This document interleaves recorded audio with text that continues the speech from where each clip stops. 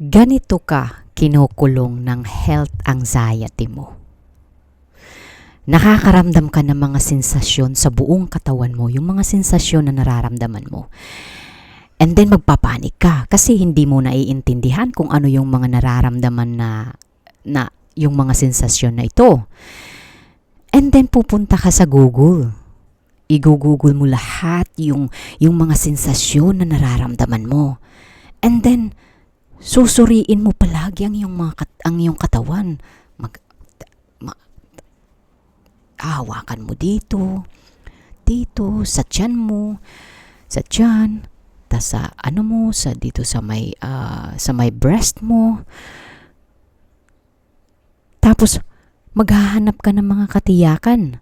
So mayroon kang Facebook page na fina-follow. Kasi doon may mga same na tao na nagpo-post sila doon na sino yung may ganito, ganyan na kapareha sa akin. So, pupunta ka doon kasi maghahanap ka ng katiyakan. Yes, gumagaan ang iyong pakiramdam kasi nga may kapareha ka. Pero sa loob lang ng ilang minuto.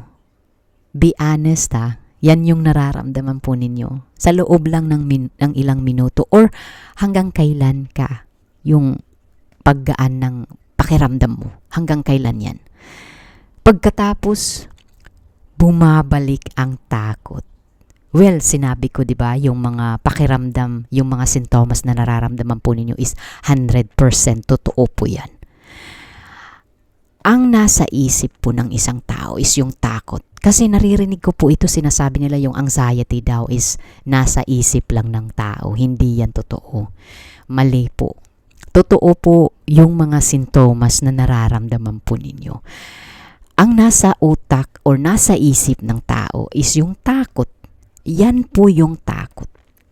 Kapag po na-overstimulate yung nervous system mo, nagpapadala po yan sa ating utak.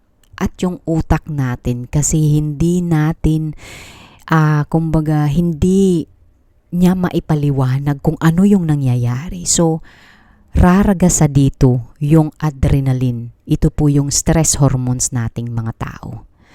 At yun, magraragasa yun, papasok na yung takot. So, mas pinalakas palalo yung health anxiety mo.